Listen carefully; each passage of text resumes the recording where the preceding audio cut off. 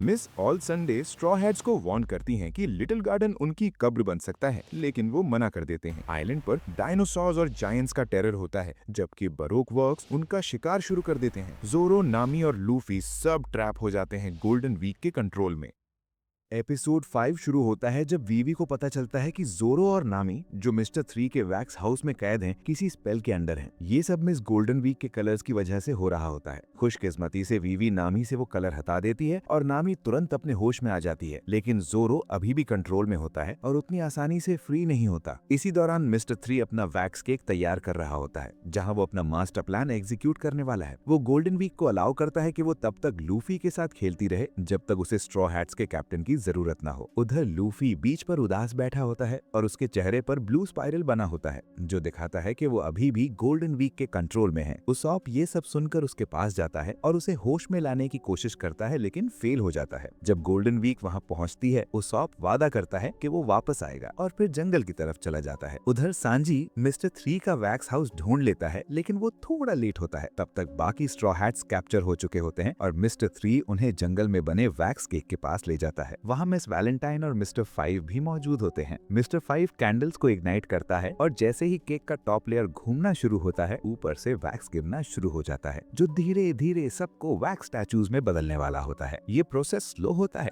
इसलिए उनके पास थोड़ा वक्त होता है। अगर जोरो अपनी स्वॉर्ड्स यूज कर पाए तो वो सबको फ्री कर सकता है। नामी अपनी स्मार्टनेस यूज करती है और मिस्टर 3 को कन्विंस करती है कि वो जोरो के लेग से स्पाइरल हटा दे, ताकि वो उसकी तकलीफ और डिस्पेयर को और एंजॉय कर सके। ये प्लान काम कर जाता है। मिस्टर 3 कलर हटा देता है और जोरो होश में आ जाता है, लेकिन वो फिर भी अपने आप को फ्री नहीं कर पाता। वैक्स इतना स्ट्रांग होता है कि उसकी स्टील स्वॉर्ड्स भी उसे कट नहीं कर पाती। उधर सांजी मिस्टर 3 के डेस्क पर फाइल्स चेक करता है और स्ट्रॉ हैट्स के बारे में इंफॉर्मेशन देखता है। तभी फोन रिंग होता है और कॉल होता है मिस्टर 0 का। सांजी स्मार्टली एक्टिंग करता है और मिस्टर 3 बनकर बात करता है। मिस्टर 0 बताता है कि गवर्नमेंट उन पर नजर रख रही है, इसलिए सबको केयरफुल रहना होगा। सांजी उससे कहता है कि स्ट्रॉ हैट्स और प्रिंसेस दोनों मर चुके हैं, लेकिन उसी वक्त अचानक मिस फ्राइडे और मिस्टर 13 आसमान से अटैक कर देते हैं। वो मशीन गन्स के साथ सांजी पर फायर करते हैं। सांजी मुश्किल से बचकर हाउस के अंदर जाता है और पर दोनों को डिफीट कर देता है। बाद में वो फोन उठाता है और कहता है, मेरा नाम प्रिंस है। उधर उसॉप भ्रोगी की चीख सुनता है और उसकी मदद के लिए जाता है। उसे पता चलता है कि भ्रोगी को पॉइजन दिया गया था और वो उसॉप के कहने पर बरोक वर्क्स के खिलाफ लड़ने के लिए रेडी हो जाता है। इसी दौरान बरोक वर्क्स के लोग वीवी को बताते हैं कि एलाबास्टा में सोल्जर्स धीरे धीरे रेवोल्यूशनरीज के साथ मिल रहे हैं। ये सब एक प्लान्ड वॉर है जो मिस्टर 0 और उसकी टीम ने सेट किया है। फिर उसॉप लूफी को फ्री करता है और गोल्डन वीक को रोक देता है। दोनों जंगल की तरफ जाते हैं, जहां वैक्स केक पर बाकी स्ट्रॉ हैट्स ऑलमोस्ट स्टैचूज बन चुके होते हैं। लूफी टाइम पर पहुंचता है जब वैक्स उन्हें कवर करने वाला होता है। मिस्टर 3 जंगल की तरफ भागता है और लूफी उसका पीछा करता है। उधर उसॉप का सामना मिस वैलेंटाइन और मिस्टर 5 से होता है। उसॉप वैलेंटाइन को जानबूझकर टॉन्ट करता है और उसके पंचेस खाता रहता है, लेकिन इसी प्रोसेस में वैक्स स्ट्रक्चर टूट जाता है और स्ट्रॉ हैट्स फ्री हो जाते हैं। फिर जोरो अपनी फ्लेमिंग स्वॉर्ड्स के साथ मिस्टर 5 को डिफीट करता है, जबकि नामी और सांजी मिलकर मिस वैलेंटाइन को हरा देते हैं। आखिर में लूफी मिस्टर 3 को भी हरा देता है। सब दोबारा मिलते हैं और उन्हें इटर्नल पोज मिल जाता है। उसॉप बुरी हालत में होता है, लेकिन फिर भी वो और बाकी क्रू जायंट्स को अलविदा कहते हैं और स्ट्रॉ हैट्स दोबारा सफर पर निकल पड़ते हैं। जायंट्स कुछ वक्त के लिए अपनी फाइट रोक देते हैं और अपनी स्ट्रेंथ यूज करके एक बड़ा सी क्रिएचर को डिफीट करते हैं, जिससे स्ट्रॉ हैट्स को सेफ पैसेज मिल जाता है। लेकिन फिर वो दोबारा लड़ना शुरू कर देते हैं जब उन्हें याद आता है कि वो पहले किस बात पर लड़ रहे थे। आइलैंड के दूसरे हिस्से में मिस्टर 3 अपनी वैक्स पावर्स यूज करके मिस वैलेंटाइन को खामोश कर देता है। उधर शिप पर नामी अचानक बीमार हो जाती है और उस रात वो शिप पर ही बेहोश होकर गिर पड़ती है।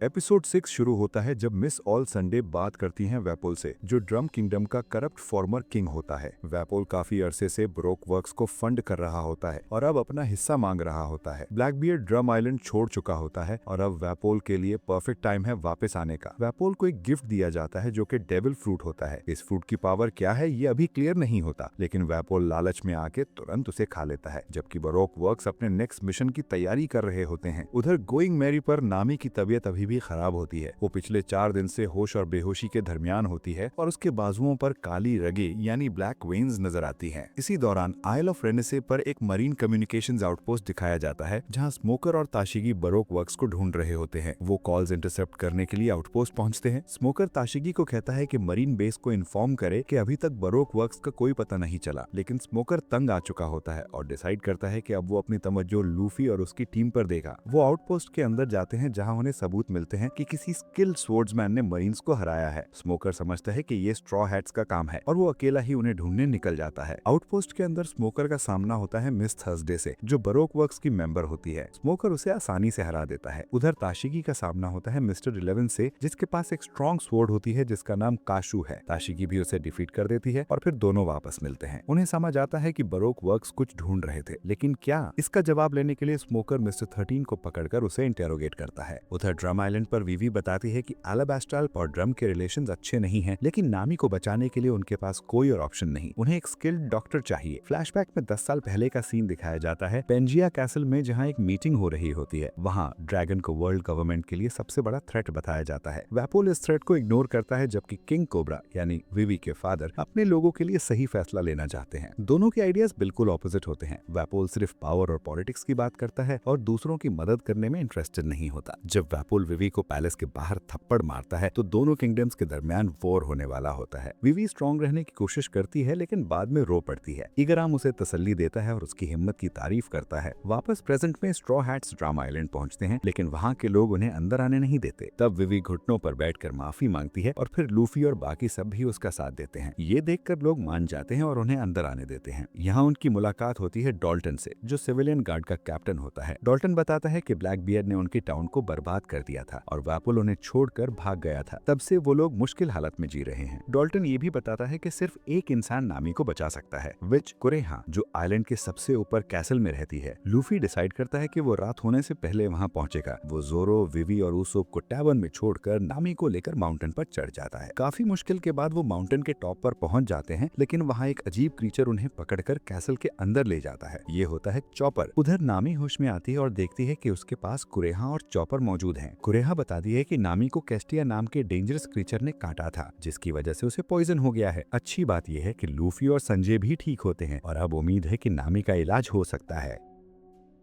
एपिसोड 7 शुरू होता है जब हम वापस कुरेहा के कासल में आते हैं। यहाँ चॉपर चुप कर बैठा होता है, जबकि लूफी और सांजी उसे तंग करते हैं ताकि वो बाहर आए। चॉपर बताता है कि वो पहले एक रेंडियर था और अपनी पूरी जिंदगी अकेला रहा है। उसके दिल में गहरा दर्द है जो उसके पास्ट से जुड़ा है, खास तौर पर डॉक्टर हिरिलुक के साथ। फ्लैशबैक में पता चलता है कि वॉपोल ने ग्रेट डॉक्टर हंट स्टार्ट की थी, जिसमें उसने आइलैंड के ऑलमोस्ट तमाम डॉक्टर्स को जमा कर लिया था। आखिर में सिर्फ कुरेहा और डॉक्टर हिरिलुक बच जाते हैं। डॉक्टर्स के बगैर लोग इतने मजबूर हो जाते हैं कि वो वैली ऑफ डेथ में जाकर एक मिथिकल मशरूम ढूंढते हैं जो हर बीमारी का इलाज कर सकता है। कुरेहा को लगता है कि ऐसा कोई मशरूम एग्जिस्ट नहीं करता, लेकिन हिरिलुक उम्मीद नहीं छोड़ता। इसी दौरान हिरिलुक जंगल में चॉपर को ढूंढ लेता है, जो बुरी तरह इंजर्ड होता है और उसे गोली लगी होती है। हिरिलुक उसे ट्रीट करता है और वादा करता है कि वो उसे कभी नुकसान नहीं पहुंचाएगा। कुरेहा भी चॉपर का ख्याल रखती है और उसे समझाती है कि वो कोई मॉन्स्टर नहीं है। धीरे धीरे चॉपर और हिरिलुक के दरमियान एक स्ट्रॉन्ग बॉन्ड बन जाता है, बिल्कुल बाप बेटे जैसा। एक दिन हिरिलुक चॉपर को अपनी रेड टोपी देता है, जो उनके बीच एक इमोशनल मोमेंट होता है। हिरिलुक चॉपर को पायरेट्स के बारे में भी बताता है कि पायरेट्स वो लोग होते हैं जो सपने देखते हैं, एडवेंचर्स करते हैं और कभी हार नहीं मानते। वो कहता है कि एक दिन चॉपर भी अपनी मंजिल समंदर के उस पार ढूंढ लेगा, लेकिन ये खुशी ज्यादा देर तक नहीं रहती। हिरिलुक को पता होता है कि वो बीमार है, इसलिए वो जानबूझकर चॉपर को अपने से दूर करता है। चॉपर उदास होकर चला जाता है, जबकि हिरिलुक की तबीयत और खराब होती जाती है। कुरेहा उसे बचाने की कोशिश करती है, लेकिन फायदा नहीं होता। हिरिलुक उससे कहता है कि वो चॉपर का ख्याल रखे और उसका सपना पूरा करे। इसी दौरान चॉपर वापस आता है इंजर्ड हालत में और वो वैली ऑफ डेथ से मशरूम लेकर आता है ताकि हिरिलुक ठीक हो जाए। हिरिलुक उसे गले लगाता है और कहता है कि उसका दिल बहुत बड़ा है, लेकिन असल में वो मशरूम जहरीला होता है। जब कुरेहा ये देखती है तो वो चॉपर पर गुस्सा करती है और चॉपर टूटकर रो पड़ता है। अब ये क्लियर हो जाता है कि हिरिलुक ने जानबूझकर अपने कुर्बानी देने का फैसला किया ताकि वो ड्रम किंगडम के लोगों को इंस्पायर कर सके। वो ड्रम कासल जाता है जहाँ उसका सामना होता है वॉपल से। वहाँ वो एक स्पीच देता है और बताता है कि एक दिन ये मुल्क बेहतर बनेगा। डाल्टन उसकी बात से इंस्पायर होता है और हिरिलुक उससे कहता है कि वो चॉपर को नुकसान न पहुंचाए। आखिर में हिरिलुक खुद को उड़ा देता है और वॉपल डाल्टन को ऑर्डर देता है कि वो मॉन्स्टर चॉपर को मार दे। जब डाल्टन बाहर आता है वो चॉपर को देखता है, लेकिन उसे मारने के बजाय कहता है कि घर चला जा, क्योंकि ये उसके फादर की आखिरी ख्वाहिश थी। इस वाकये के बाद डाल्टन डिसाइड करता है कि वो वॉपल का साथ नहीं देगा। बाद में चॉपर वापस हिरलुक के लैब आता है जहाँ कुरेहा होती है। चॉपर उससे रिक्वेस्ट करता है कि वो उसे डॉक्टर बनना सिखाए और आखिरकार कुरेहा मान जाती है। वापस प्रेजेंट में लूफी ये पूरी कहानी सुनता है और चुपचाप उठकर चला जाता है। वो हिरलुक का पायरेट फ्लैग उठाता है और अपनी पावर से उसे वॉल पर लगा देता है जो होप का सिंबल होता है। उधर टाउन में सिचुएशन खराब हो जाती है। डाल्टन को एक कैंप फायर से स्मोक उठता हुआ नजर आता है और वो चेक करने के लिए जाता है। इसी दौरान विवी भीड़ में मिस ऑल संडे को देख लेती है और समझ जाती है कि वो लोग अकेले नहीं हैं। अचानक वॉपल के लोग डाल्टन पर हमला कर देते हैं और उसे गोली मार दी जाती है। यहीं से स्टोरी एक इंटेंस और ड्रामेटिक फिनाले की तरफ बढ़ती है।